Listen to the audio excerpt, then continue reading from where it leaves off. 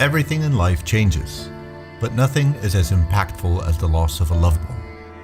The presence of a luminous physical being is there one day, then the next, the flame is extinguished, and they disappear from the physical realm we inhabit.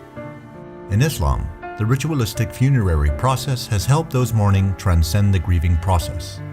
The structure has stood the test of time as it has remained fairly unchanged for many hundreds of years.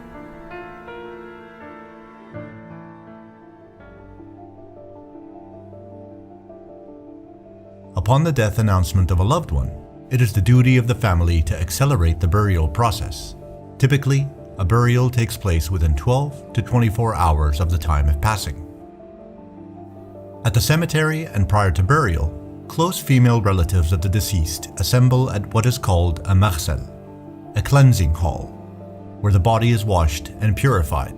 Further on, the body is adorned with natural oils, perfumes, and wrapped tightly with a white cotton shroud.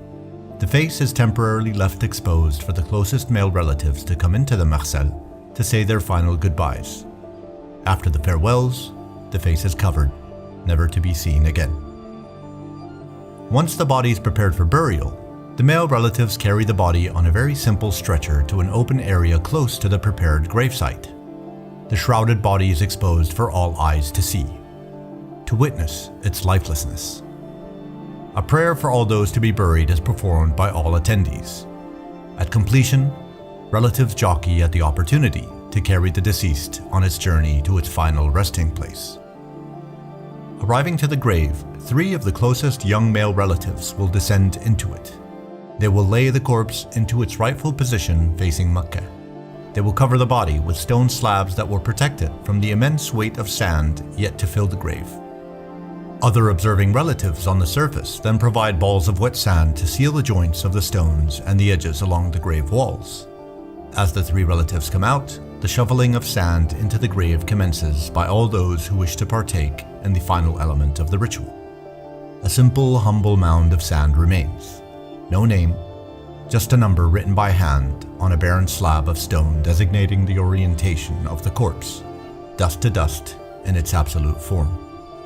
Completion of the burial process kickstarts the wake period that will take place over the next 3 days. This immediate shift takes place at the cemetery. Right then, the wake is performed by the closest relatives standing in a line in an open area, awaiting those offering their condolences up until the overwhelming crowds disperse. Up to hundreds of people will visit either the cemetery on the first day or thousands at the designated family home on the following days from early morning to sunset prayer.